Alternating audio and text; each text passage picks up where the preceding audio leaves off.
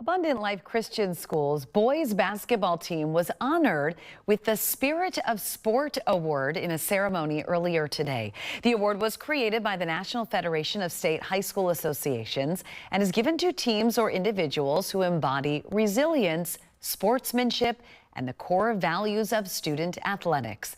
Boys basketball at ALCS was among the few activities that resumed within weeks following the tragedy at the school when an active shooter opened fire in a study hall classroom, taking the lives of a teacher and a 14-year-old student and injuring 6 others.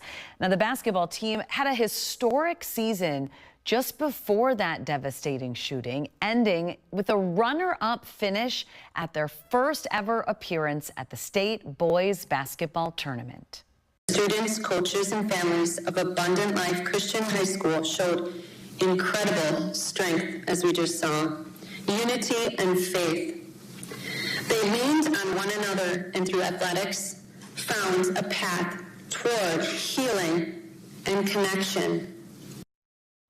As part of the ceremony, attendees watched a beautiful story done by our very own Jocko on the team and how they overcame darkness with that historic 2024 season in the wake of tragedy.